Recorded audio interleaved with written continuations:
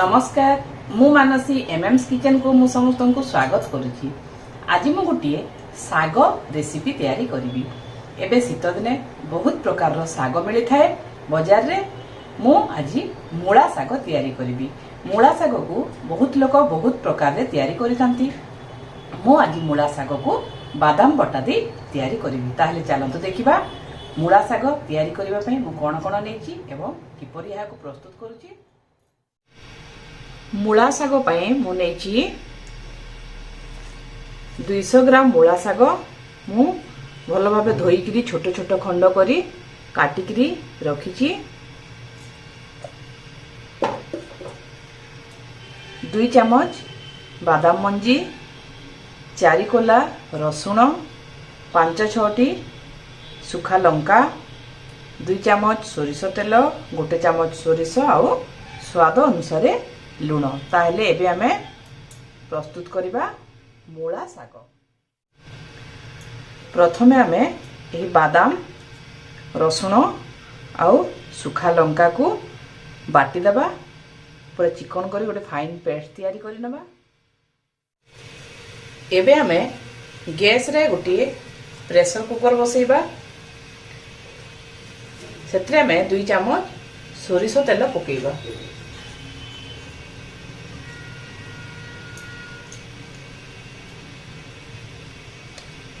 तेल भलो भाबे गरम हो गला परे आमे 1 चम्मच सोरिष पकेइबा।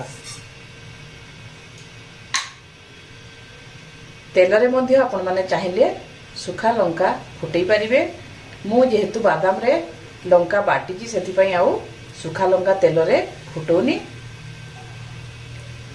हमर सोरिष जते बेले भलो भाबे फुटी जिवो तापरे आमे एथरे कटा हेकी रखाइतिबा साग पकेइबा।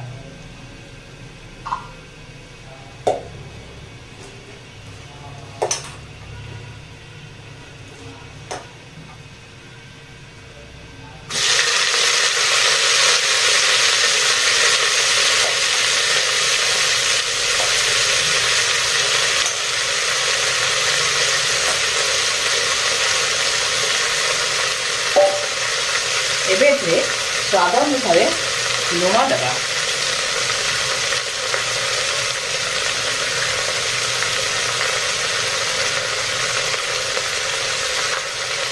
भलो भाबे सबको घांटी देबा।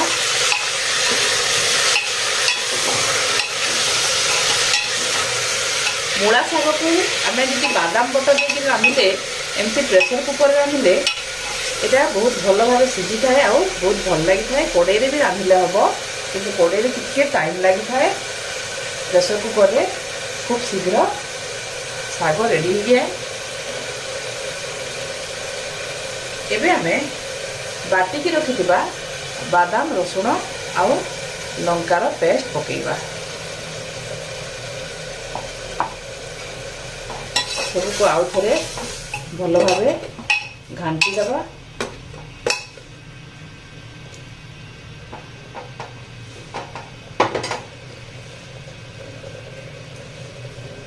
एबे आमे प्रेशर कुकर ढांकुणी बंद कर देबा। आ फुल फ्लेम रे आमे गोटे हुइसिल आसीबा पर्यंत बसैबा।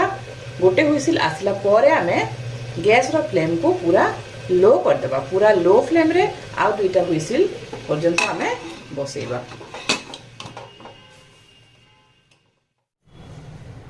एबे आमे प्रेशर कुकर रो ढांकुणी काढी देखि नेबा। मोर साग पूरा रेडी हो जाइछि। टिके टिके हमर पानी अछि देखंतु। याको आमे आउ 2 रु 3 मिनिट सुखे देबा गैस जाली किरी।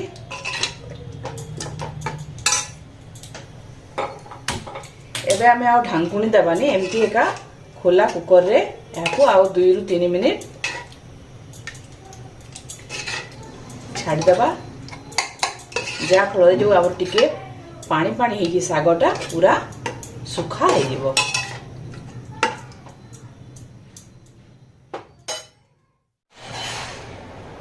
एबे हमर मूला साग पूरा रेडी हो गलानी। जो टिके टिके हमर झोल थिला टिके पानी थिला सेटा भी सुखा हो गलानी। एबे आमे हाकू गोटे प्लेट रे सर्व करिबा। देखंतु एबे हमर मूला साग बादाम दिया मूला साग पूरा खाइबा पई रेडी हो जाइछि। आपण माने मध्य एही परि भाबरे मूला साग को थरे निश्चय तयारी करंतु एवं केमती लागिला मते कमेंट करी निश्चय जणांतु।